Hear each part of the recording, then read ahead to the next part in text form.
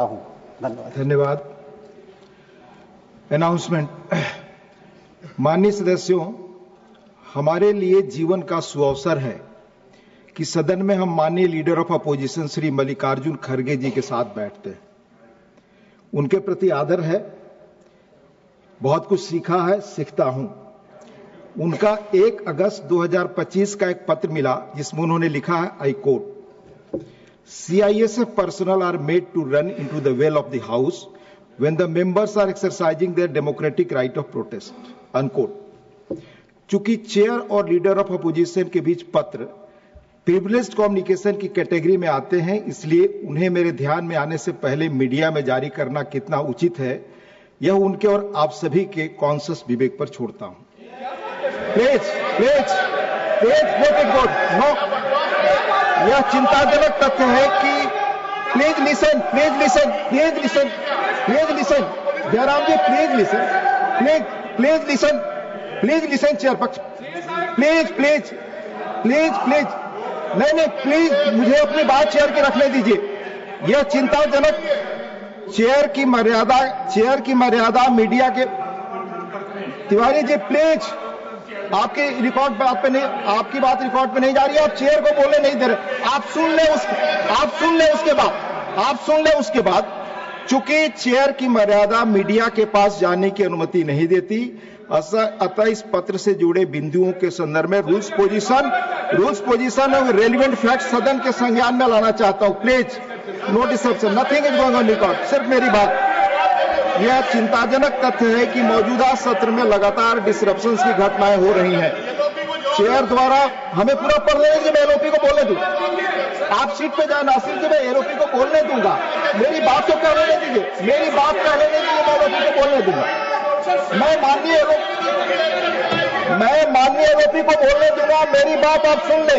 मैं माननीय एलओपी को बोलने दूंगा, पहले मेरी बात आप पूरी सुन ले चेयर की। प्लीज प्लीज प्लीज, जरूर प्लीज। यह चिंताजनक तथ्य है कि मौजूदा सत्र में लगातार डिसरप्शंस की घटनाएं हो रही हैं। चेयर द्वारा बार बार की गई अपील के बावजूद कई माननीय सदस्यों ने रूल 235 और रूल 238 के प्रावधानों को विलफुली वायलेट कर सदन को बाधित किया। इसी 28 जुलाई को YSRCP के एक सदस्य बोल रहे थे तो कुछ सदस्यों ने दूर से अपनी सीटों से उठकर उनके पास जाकर उनको बोलते हुए माइक पर डिस्टर्ब किया। प्लीज प्लीज, नहीं, कोई आपकी तरफ से आवाज नहीं आनी चाहिए। प्लीज, सदन को हम सबको मिलकर गरिमा के साथ चलाना है। आप मेरी बात सुने प्लीज। क्या यह उस सदस्य के विशेषाधिकार या बोलने के अभिव्यक्ति के अधिकार का हनन नहीं था? 31 जुलाई को एक माननीय मंत्री देश के लिए महत्वपूर्ण विषय पर सुओ मोटो बयान दे रहे थे। तब सदन के कुछ माननीय सदस्यों द्वारा उनके पास जाकर लगातार नारेबाजी हुई, व्यवधान किया गया। क्या इससे जनता को जानकारी देने का संसद का एक महत्वपूर्ण काम बाधित नहीं हुआ? 1 अगस्त को ही आपके एक माननीय सदस्य एक बहुत महत्वपूर्ण विषय पर 0 आवर में अपनी बात रख रहे थे। एक अन्य माननीय सदस्य ने दूर से अपनी सीट से जाकर उनके माइक के पास ऊंची आवाज में नारे लगाकर उन्हें बाधित किया। 25, 28, 29, 31 जुलाई और 1 अगस्त को घटित इस तरह की घटनाएं पार्लियामेंट्री रिकॉर्ड्स में दर्ज हैं। हम माननीय सदस्यों को सेल्फ इंट्रोस्पेक्शन करना चाहिए कि क्या ऐसे काम सदन की गरिमा मर्यादा बढ़ाते हैं।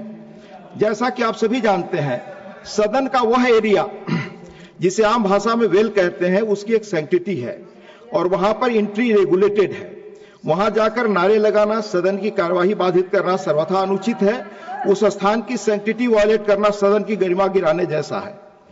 ज्यादा पीछे न जाकर सदन के भीतर पिछले कुछ एक वर्षों में वेल में जाकर की गई कुछ दुर्भाग्यपूर्ण घटनाओं का उल्लेख करना चाहूंगा कि सदन में सदस्यों द्वारा मनोनीत माननीय मंत्रियों, सेक्रेटरी जनरल व टेबल ऑफिस पर द हाउस पर बैठे अधिकारियों से बिल की कॉपी और अन्य महत्वपूर्ण संसदीय पेपर्स छीनकर फाड़े गए, उन्हें उछाला गया। वेल एरिया में चेयर, सेक्रेटरी जनरल की चेयर, टेबल ऑफ हाउस और उस पर बैठे अधिकारियों की सुरक्षा के लिए पार्लियामेंट्री सिक्योरिटी के पर्सनल द्वारा उस एरिया को कार्डन ऑफ करना पड़ा। Please please sit, please. संसद के सुरक्षा कर्मियों का सदन में उपस्थित रहना नई बात नहीं है।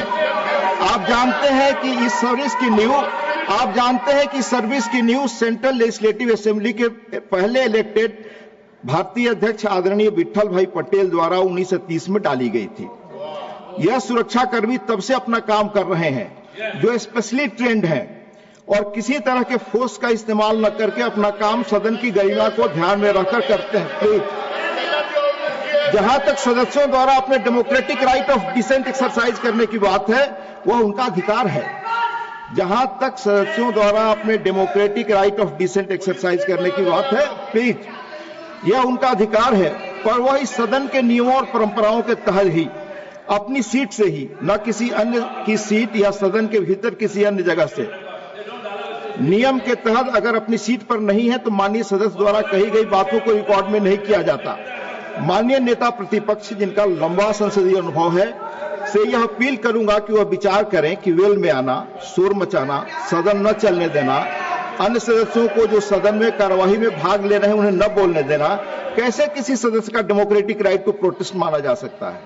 वेल में जाकर नारे लगाने व अन्य सदस्यों को न बोलने देने पर 1978 में, प्लीज तिरुचि शिवाजी सिट, 1978 में तब के माननीय सभापति ने इसे कॉन्टेम्प्ट ऑफ हाउस की संज्ञा दी थी। 26 अप्रैल 98 को तब के माननीय उपसभापति ने इस प्रकार के कंडक्ट को मोस्ट डिसगस्टिंग कहा था। अगले दिन माननीय सभापति ने इस घटना को रिपल्सिव एंड डिप्लोरेबल कहा था। उन्होंने कॉशन किया, I quote, such an act which brought disrepute to the house would not be tolerated.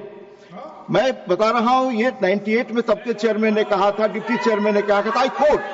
इसी तरह 3 मार्च 2008 को जब कुछ माननीय सदस्यों ने वेल ऑफ द हाउस में घुसकर नारे लगाए थे, तब के माननीय चेयरमैन ने इसे रूल्स का वायलेशन बताया।